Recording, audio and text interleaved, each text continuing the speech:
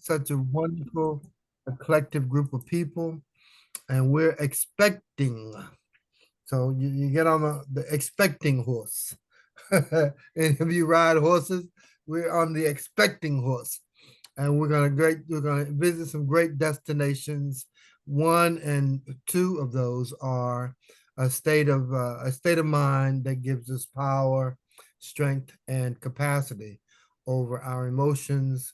And we hope that it helps us to harness and manage our fears, our anxieties, to the point that we're in control. So we have. I mean, you guys are amazing. And how I'm planning to do this is we've got our keynote, Richard Morden, who is a pronounced and renowned speaker about emotional intelligence. We have some other people joining us, but you can tell Richard is, look at that logo. I mentioned it a minute ago. Time sweeps.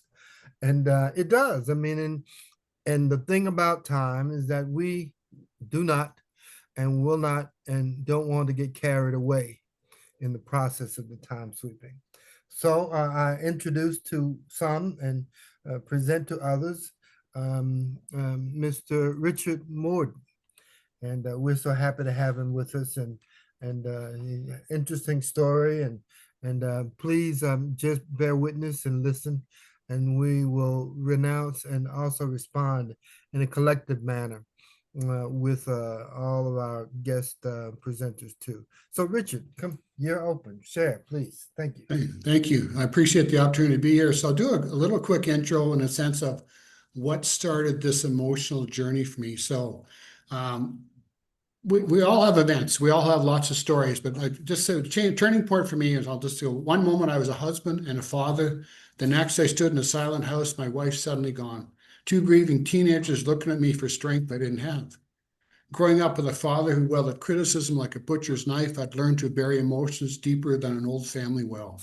Shame was my first language, silence was my suffering. When I discovered EFT, emotional freedom technique, I was desperate to find something, anything that would help me be what my children needed. What I didn't expect was how much I needed healing myself. Layer by layer, this technique helped me let go of decades of buried anger, shame, and trauma that had been running my life, secret life of pain and anger. The revelation and transformation that changed everything, that even understanding that I was carrying these hidden wounds are appearing functional to the world. How many others were silently suffering? Today, I guide others through the same healing, from emotional suppression to authentic living. What began as a personal survival has become my deepest calling, helping others transform their invisible pain into their greatest strength.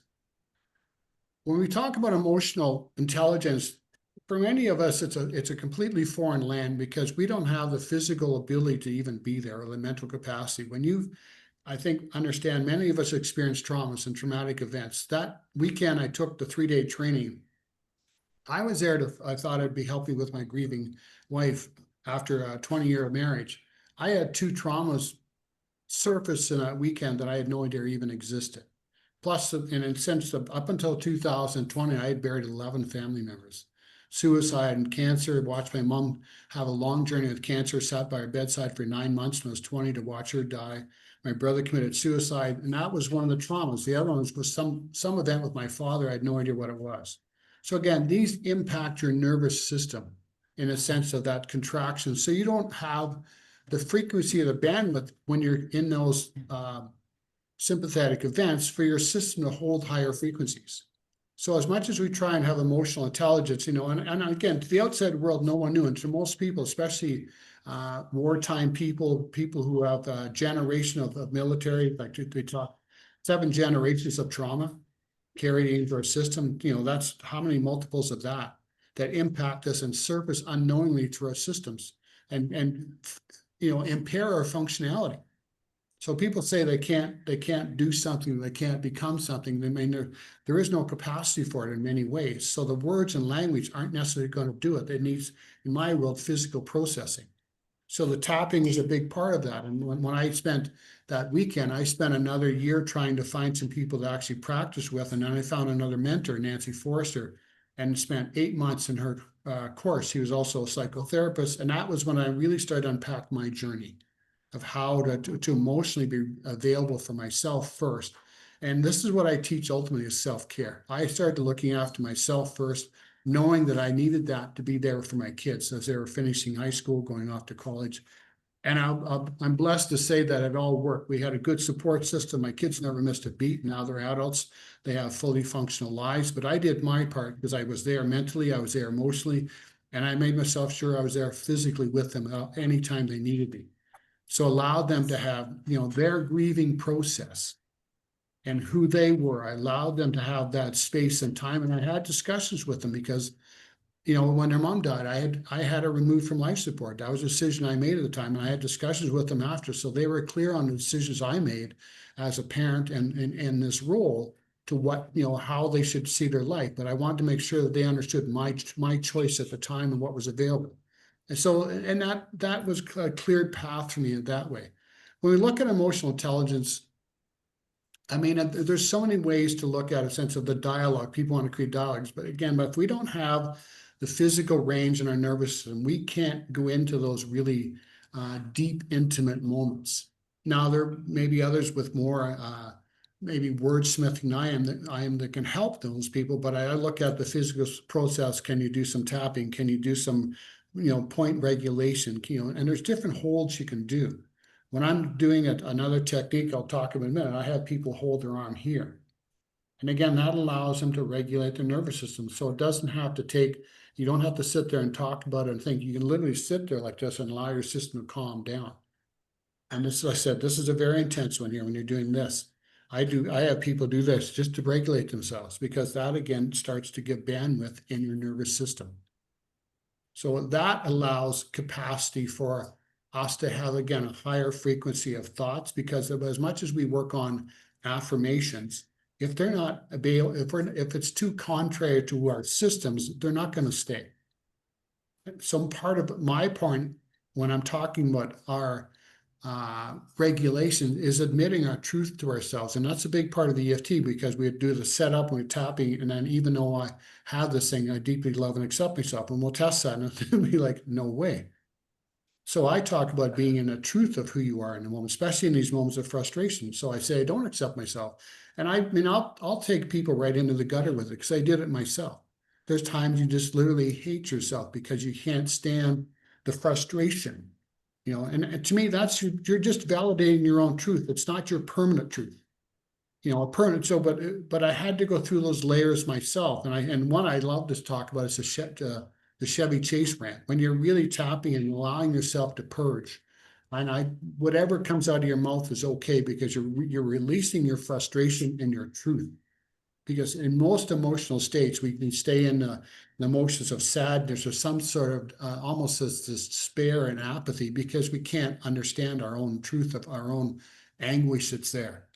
So that grief aspect is, again, what is it that's really at your core? I mean, I've worked with so many clients that couldn't acknowledge their own anger, their own frustration, because we were told, oh, you shouldn't be there, it's not nice. And I'm like, the heck with that, like, let's go there. Because in that space of finding your own truth, underneath it all is one word, LOVE. That's who we are at our core. But sometimes we have to go through the layers of sadness and grief and others to find that, to be ourselves and be truthful to ourselves, who we are, because we're all good people. We've just had experiences, we've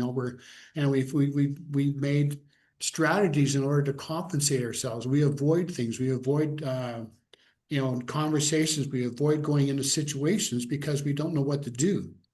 And unfortunately, that was my father. He's a good man in many ways, but he avoided so much because he couldn't face those emotional aspects. He had no relationship with any of us. Therefore, how do we have a relationship? What really helped me was the fact that I had as much as the home life was frustrating, my working life was great because I was a farm kid working for other people, and therefore I was respected, I was seen, I was heard. And there my voice was heard.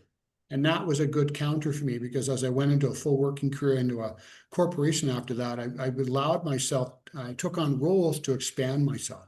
I took on roles to got involved with committees. I got involved in ways where I had to be up and more in people's faces, but also speaking. I went from a guy working by himself for years to all of a sudden I'm speaking to 50 people, 200 people, 500 people in morning meetings. Was I terrified? Absolutely.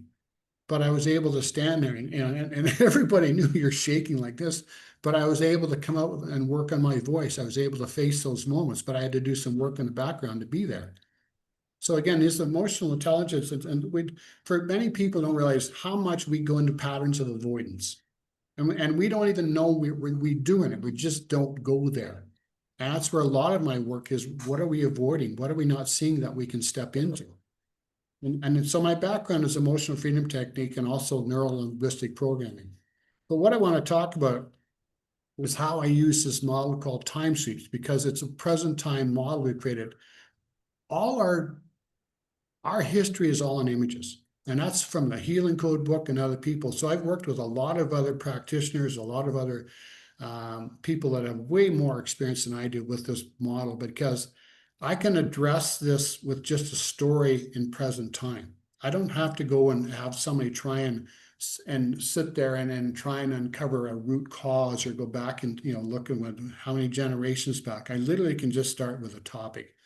And what I want to really point out is we carry the energy of all the relationships in our body. I'm going to say that again. We carry all the relationships, the energy of our relationships in our body. When we change that energy, those relationships change. And I have two very good stories now, because when I was doing my EFT journey, working with one of my colleagues, 2015, I met with my colleague, and what do you want to talk about? He says, I was kind of stumped. I said, I have a boss who was micromanaging me. And wasn't a bad guy, but he's pretty, because he was pretty sharp. And I was, I had all these new roles. I was the safety facilitator, a bunch of stuff on the go. So I was pretty scrambly at the time. And I said, let's work on that. And then we just did some light tapping. And what came through was my dad's energy, because my dad was the, the authoritarian. And it wasn't hard. It wasn't very emotional. It wasn't very deep, but it was just kind of interesting, the feeling. Again, and the biggest thing with this work, I get people to connect to their body, start feeling their body, because most people are caught right in their head. And I've worked with people that I'm yawning because I'm processing for them, and I don't like to, but they're sitting there going, looking around because they've trapped themselves in their mind. And yet the body is the holder, a key for me of how we engage in the world. But that there, when we shifted that energy, and it was very light, very sort of, went on. When I went to work, I had a new relationship with my boss, and we never had a discussion. He just kind of shifted how he approached me, what he was saying. So that was my first awareness of how much we impact the world around us with what we carry energetically. How many people go into settings, and they're already geared up for they're some sort of frustration, family event, some sort of dialogue, or some sort of conflict. And because we're preparing for that, we don't really know how to go in there. So another story was when I worked with someone there in the UK a few months back. They were going to South Africa to visit family. There were some dynamics there. The mother-in-law was very influential in not such a great way. So we just worked on her energy around that, just for her calmness. But when they went there, that part of her mother-in-law never showed up. And even her husband was looking around and said, what did you do? So, and any time that they were going into a situation, one of the things I've learned over time is they're going into a family function there, and she would just say the word, this is the key one, barriers down, barriers down, barriers down. And that literally dropped the energy of anything, pretensions or assumptions they were having going into the family setting. And there's a video on that. So it's a real easy one to use, but you're going into this and because we're going in geared up for the fight. Sometimes we're geared up for this, that's our lens of the world. But if we can just drop down into just being ourselves and being like I don't like, I'd say the word casual, an empty vessel. It's amazing what can happen. So the emotional intelligence, as much as there's so much language around it, and it's a beautiful word. I think Erin, if anybody saw Erin talk today, she was amazing.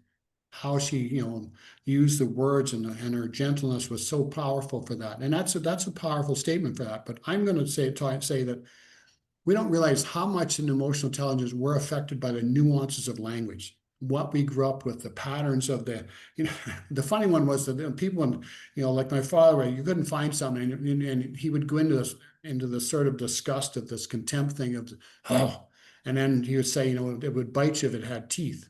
And that was a regular occurrence, but you look and laugh at it now, by the time you're a kid, you're just like, oh, man, I can't do anything right. And how many of us have that? And the nuances of voice tone, voice inflection, tonality, pacing of the words and the language that have impact on us in conversations.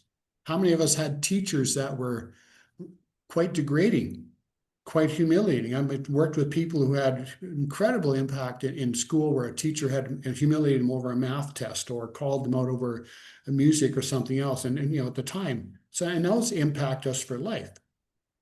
And we realize too that and this is the common frame out there, from 0 to 7 is the foundation of our life, of what those experiences are, how we see the world, because we're picking up emotions from the moment we're literally conceived into this world. We're impacted by everything around us. And what we see around us, those experiences, like our anger, harshness, and whatever, we form what I call event moments in our life.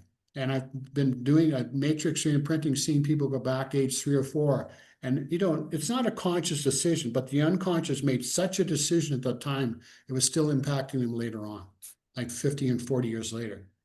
And what a lot of this is with the emotional intelligence part, is people have family dynamics that, the 5-year-old's fighting with the 10-year-old older brother, or the parents, there's dynamic. Those still play out 40, 50 years later. They're literally what I call a timestamp. And those sequences just keep playing out. And and it's still, you say, well, I'm a grown adult. One of my clients was a 72-year-old woman, and her mother's in her 90s. And after a day with her mother, she was fit to be tied, because it was the same dynamic playing over and over and over, because that energy cycle was still in her body and still in her system. So when we look at that, as what else is possible for us to change in our system in order for us to have a new relationship. So again, with the timesheets, it's present time, it's language based, and I literally start with a topic, and I just have people hold the wrist like that, a light hold. And from our previous dialogue, I start going through clearing statements and clearings, and a lot of it's intuitively. But my clearing statement is and whatever it is, I'll open all timesheets with this frustration with Ralph.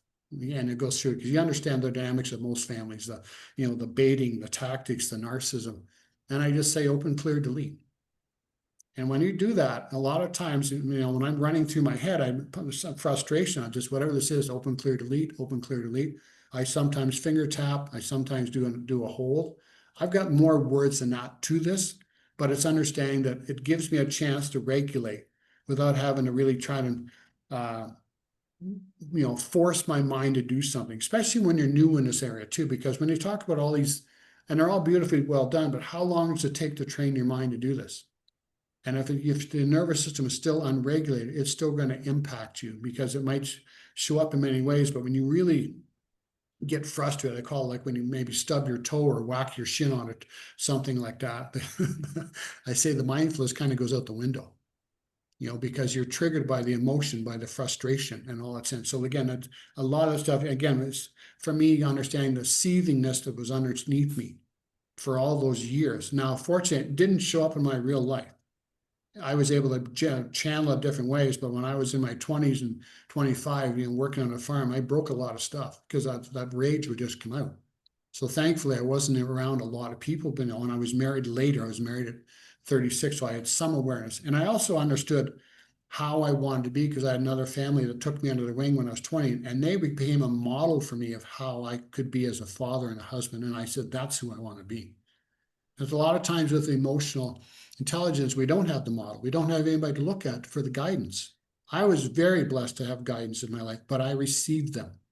I was very blessed to have a mentor in my life that was, a mentor for about 50 years that gave me an intelligence on somewhere to look at things. I said about reading a book. He said, great, what did it not say?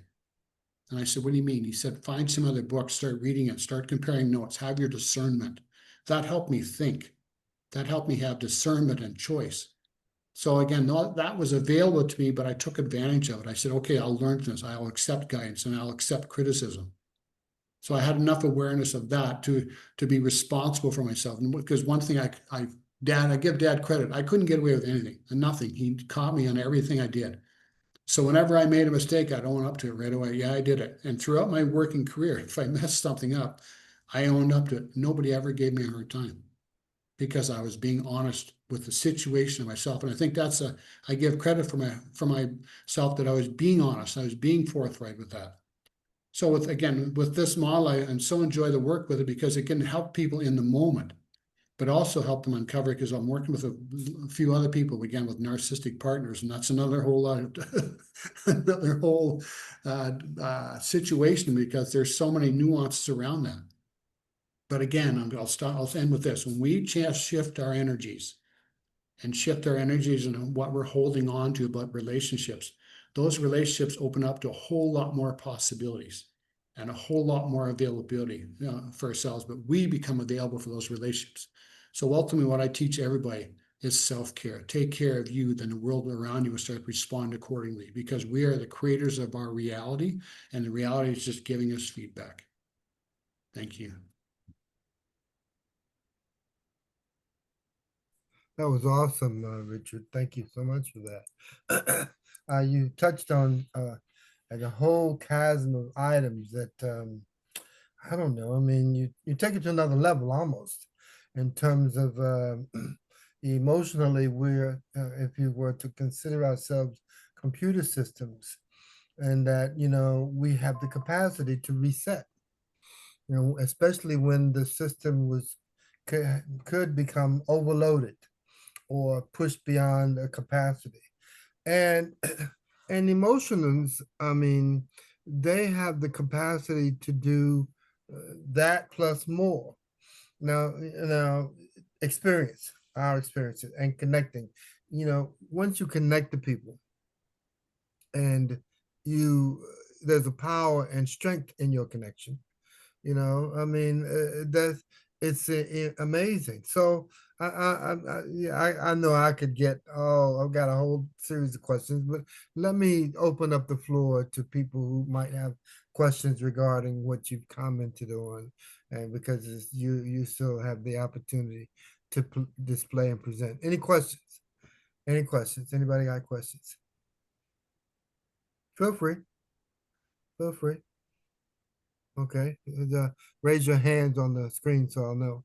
Okay, okay, I don't see any questions. So, All right, you have a so question? let everybody introduce themselves and then we'll come back with the panel. So over to you, Dan. Dan plays a big role with Empower Men and emotional intelligence. Yes, thank you very much. And thank you, Richard, for speaking about that. It was very informative and moving. So yes, my name is Dan Aguilera. I'm a men's empowerment coach, and I coach single male entrepreneurs who are struggling in their dating lives. And I coach them through the process of modern dating, the challenges, the pitfalls, things that they don't expect, the things that go wrong, because dating has changed in our society over the past several decades. Social media, dating apps have led to a lack of long-lasting romantic relationships, fulfilling relationships, and partners finding other compatible partners. And this can be very discouraging. And entrepreneurs in particular feel discouraged because they're very outcome oriented. So when they don't get the outcome that they want, they feel that they're doing something wrong. They feel that they're worthless, and they start to take things very personally, and they become very discouraged to the point where they just want to give up on dating in general. And they think that's the proper solution. Compounded with that is social media, YouTube, a whole bunch of online content, which started out with good intentions, but it quickly became toxic with red pill content, and men trying to convince other men that it's just women who are the problem. Women have unrealistic expectations. You have to be the superhero in order to attract someone. So don't even bother. Just relax. Just be happy on your own. Go your own way, and just don't even bother with women. And that's been it's created a lot of polarization in the dating market in today's climate. So men now just don't know where to turn to. They're just feeling hopeless that they're never going to accomplish anything positive in their romantic life moving forward. So I have a 12-step program. My dating program is called Dating Mastery for Entrepreneurs. And we start out by defining what exactly they're looking for. What is their motivation behind dating? Because it is very important. It sets the mindset. It helps them overcome limiting beliefs. Because again, with all the content and some books out there, it instills a lot of limiting beliefs as to what they potentially could attract and what would be good for them. So I help them overcome that. It's a question-based process because I want the answer to come from within them. A big part of my program is emotional intelligence. So it's understanding female psychology. It's understanding how to communicate with women, what they mean when they say certain phrases, how to communicate effectively. Because, let's face it, men tend to think and communicate very logically, whereas women think and communicate very emotionally. So that is often what causes fights and mismatches, and that's why men get very upset oftentimes. So what I help with that is I help them understand the meaning behind the words and emotional intelligence behind what they're feeling rather than what is physically being spoken. And through that, they start to open their mind and opens doors to their mind as far as how to communicate with women more effectively and how to have better dating experiences and maintain better relationships.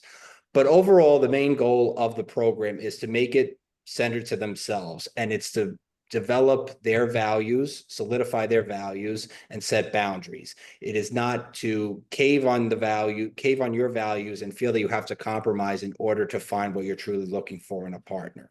So we list what is important to them, what is important in a potential partner for them, and what strategies we can implement, what changes we can make in order to find that type of person. It's often a time management issue because entrepreneurs are typically very busy men and they often don't have a lot of time to go out and date. As a result, they tend to attract emotionally detached women and they tend to ignore red flags. So we talk about their past experiences, both positive and negative, and we unpack it to understand what they can learn from it. And so from that, we build the strategies moving forward and overcome the discouragement, overcome the stigma and the negativity and the pain in order to move forward, in order to find what they're looking for, because staying home and being bitter and being angry is going to solve nothing. So the 12-step program, each module is based on a particular topic. However, I do tailor the program to each client's specific needs. So with that, it's all about what they're looking for. And like I said, it's question-based, and the outcome is to develop a better confidence and a more positive dating mindset. Because without that, you're going to struggle a lot. If you go into it just like with a business, if you go into the intention of it with, I don't think this is going to work out, why even bother? It's most likely not going to work out. So you're setting yourself up from disaster right from the start. So we take all that into account. We understand what they're looking for, and we just go through the process. And again, it's tailored to each person. And through that process, they overcome their limiting beliefs, negative beliefs, and I empower them to become better versions of themselves. So that's the pretty much sum up of my business. So I'm open to any questions if anyone has. You only work with men? Yeah, my niche is single male entrepreneurs in a bracket of like 20s and 30s. Right now.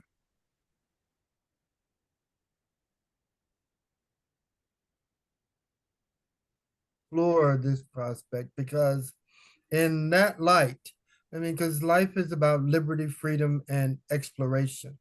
And the more you are, how can I say, encumbered, or emotions can get the better of you to the point where you are restrained, and you run away from your emotions. Let me not deal with that. Let me not experience that. Let me not feel this way. Let me not and consider this to be forthright. That's one aspect of it. But really, at the end of the day, how can you reach a point where, oh, I've never felt that way before. Let me see what this is all about. And perhaps you find yourself stepping into a new room, and you are liberated because of that emotion. Like I can only imagine what it's like. Now these emotions on a more, I guess, experiential basis, but I can imagine what it's like to, well, let's take the emotion of embarrassment. I mean, and embarrassment can become, whoa, it's a powerful emotion, and you could reach a point where it's painful. It's painful, especially as you remember it. And that could lead you to take all kinds of drastic action, but the whole idea is, well, if I felt that way, there's a reason.